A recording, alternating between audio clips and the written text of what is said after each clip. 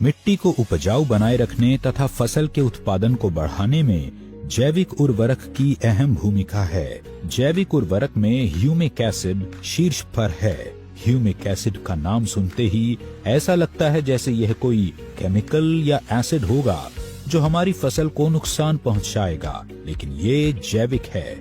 Humic acid खदान से उत्पन्न एक बहुपयोगी खनिज है। इसे सामान्य भाषा में मिट्टी का कंडीशनर कहा जा सकता है, जो कि बंजर भूमि भी उपजाऊ बनाता है। मिट्टी की संरचना को सुधार कर उसे नया जीवन दान देता है। अस्क्लेपियस पेश करते हैं ह्यूमिक और फल्विक युक्त इको हरियाली with 3H and 2F formula.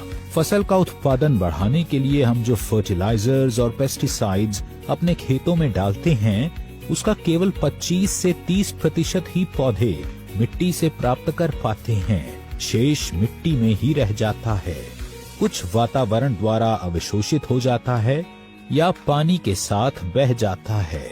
Eco हरियाली मिट्टी में उपस्थित अघुलनशील फर्टिलाइजर को घोलकर पौधों को उपलब्ध कराता है। इको हरियाली का सबसे महत्वपूर्ण कार्य है मिट्टी की गुणवत्ता में सुधार करना, उसे बुरबुरा बनाना और उसके पीएच को संतुलित करना, जिससे पौधों की जड़ों का विकास बहुत तेजी से होता है। पौधों की जड़ों का विकास होने से मिट्टी में उपस्थित मिनरल्स और विटामिन्स पौधे के लिए उपलब्ध हो जाता है, जिससे पौधा स्थिर रहता है। इको हरियाली प्रकाश संश्लेषण की क्रिया को बहुत तेज कर देता है, जिससे पौधे की पत्तियों में हरापन आता है।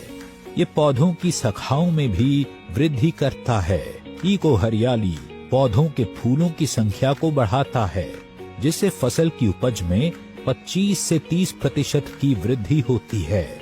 यह फलों के साइज को भी बढ़ाता है। इको हरियाली मिट्टी में प्रजनन और फायदेमंद सूक्ष्म जीवों के विकास करने को प्रोत्साहित करता है। यह फसल रोग तथा फसल के हानिकारक कीटाणुओं से लड़ने में भी मदद करता है। इको हरियाली का उपयोग सभी प्रकार की फसलों पर किया जा सकता है। इको हरियाली का अन्य फर्टिलाइजर्स और पेस्टिसाइड्स के साथ मिलाकर भी उपयोग किया जा सकता है। आप इसे स्प्रे में या किसी फर्टिलाइजर के साथ मिलाकर भी बुरकाव कर सकते हैं। इको हरियाली का 2.5 ग्राम 1 लीटर पानी में घोल बनाकर स्प्रे करें या फिर 500 ग्राम 1 एकड़ की दर से मिट्टी या फर्टिलाइजर्स के साथ मिलाकर फसलों में बुरकाव करें। अधिक जानकारी के लिए हमारी वेबसाइट www.asclepiuswellness